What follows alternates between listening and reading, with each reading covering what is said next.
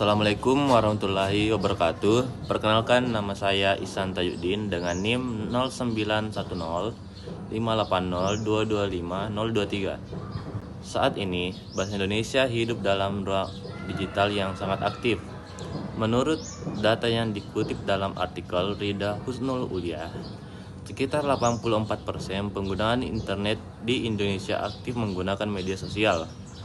Platform seperti Instagram, TikTok, dan Facebook telah menjadi ruang komunikasi utama, terutama bagi generasi muda usia 16-24 tahun.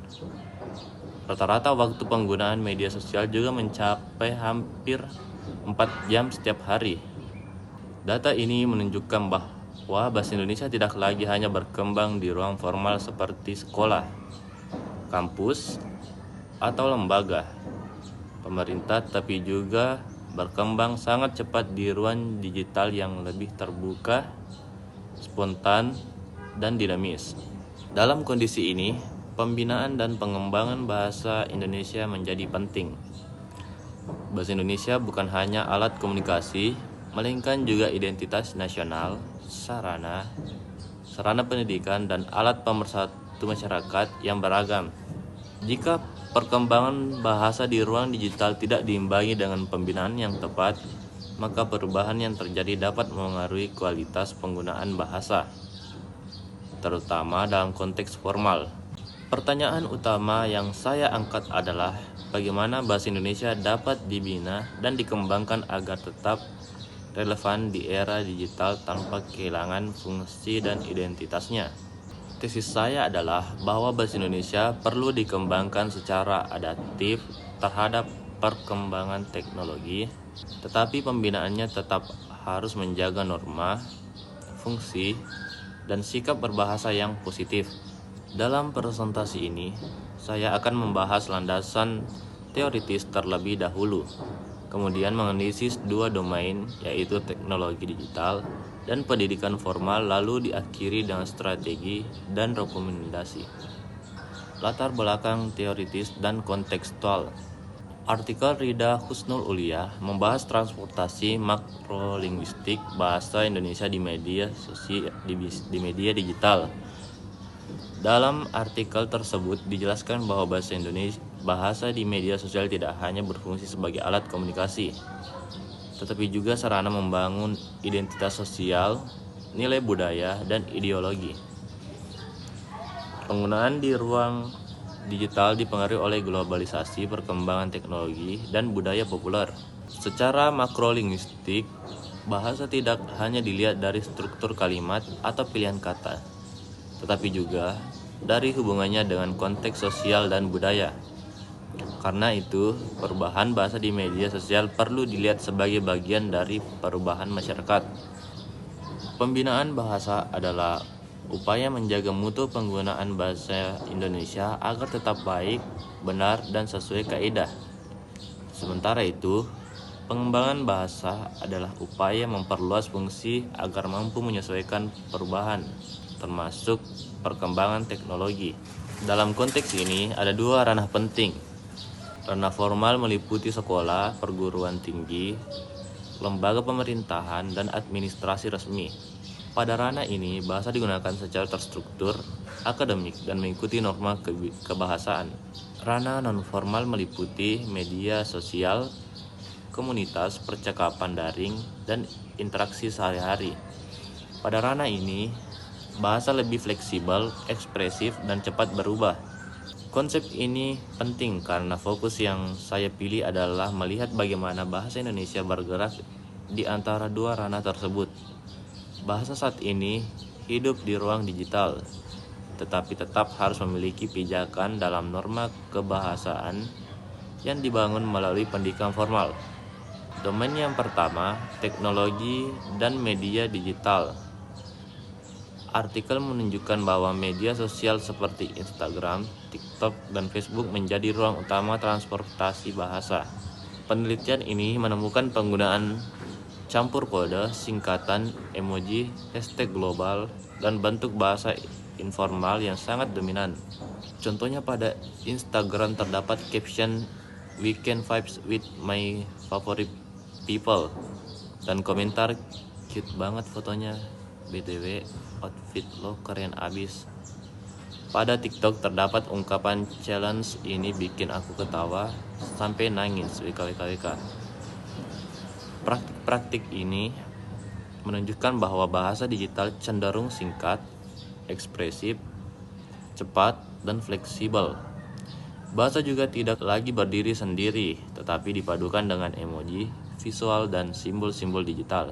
Tantangan yang muncul adalah terjadinya degradasi norma bahasa baku. Penggunaan bahasa informal yang sangat dominan dapat memengaruhi kemampuan generasi muda dalam menggunakan bahasa formal, terutama dalam lingkungan pendidikan dan pekerjaan. Campur kode yang berlebihan juga dapat mengaburkan batas antara ragam santai dan ragam resmi.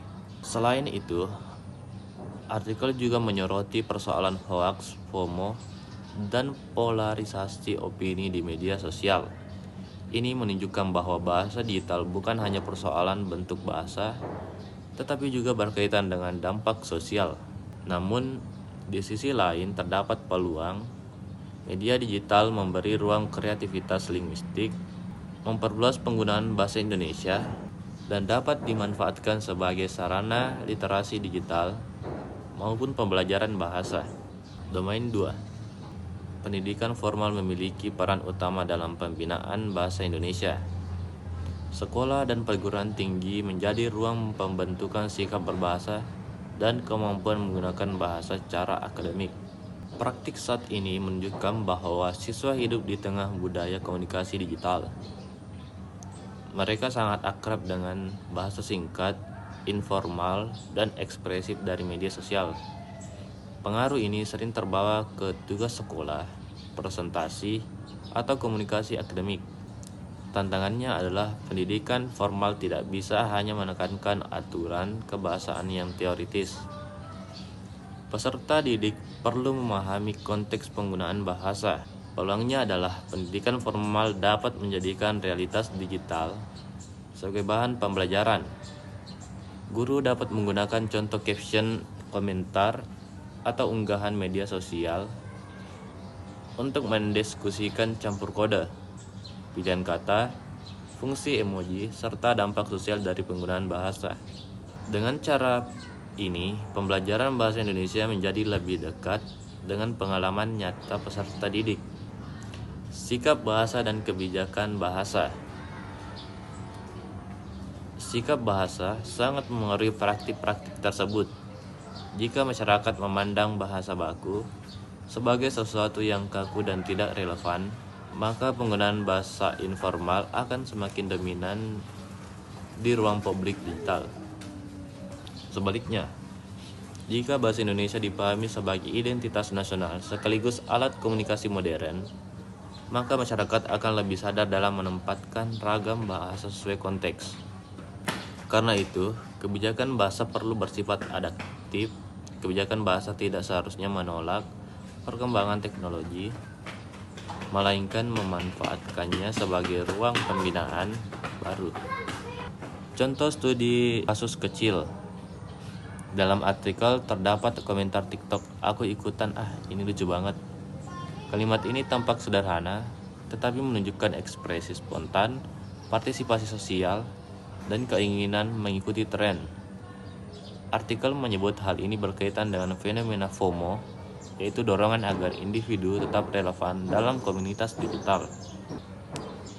Contoh ini menunjukkan bahwa penggunaan bahasa di media sosial sangat terkait dengan dinamika sosial dan budaya pengguna. Strategi dan rekomendasi. Ada beberapa strategi yang dapat dilakukan untuk pembinaan dan pengembangan bahasa Indonesia. Pertama, pembelajaran bahasa Indonesia perlu mengintegrasikan literasi digital. Peserta didik perlu dilatih memahami bentuk bahasa di ruang digital sekaligus menilai dampaknya secara kritis. Kedua, kemampuan memilih ragam bahasa sesuai konteks harus diperkuat. Siswa perlu memahami kapan menggunakan bahasa informal dan kapan menggunakan bahasa formal. Ketiga, teknologi dapat dimanfaatkan untuk mendukung pengembangan bahasa Indonesia. Korpus digital, kamus daring, pemeriksa ejaan, dan kecerdasan buatan dapat menjadi sarana yang membantu pembelajaran. Keempat, masyarakat perlu didorong untuk memproduksi konten digital yang kreatif sekaligus memperhatikan mutu bahasa. Peran aktor kunci juga penting. Guru berperan membimbing praktik bahasa yang kritis dan kontekstual. Pembuat kebijakan berperan merumuskan kebijakan bahasa yang adaptif terhadap perkembangan zaman. Ahli teknologi berperan mengembangkan perangkat digital yang mendukung penggunaan bahasa Indonesia. Masyarakat berperan sebagai pengguna yang sadar dan bertanggung jawab. Strategi di berbagai domain ini dapat saling mendukung. Pendidikan formal membentuk dasar sikap berbahasa, sedangkan teknologi menyediakan ruang aktual untuk menerapkannya. Sebagai penutup, saya menegaskan kembali bahwa bahasa Indonesia perlu dikembangkan secara adaptif di era digital. Tetapi pembinaannya tetap harus menjaga norma, fungsi, dan identitas bahasa.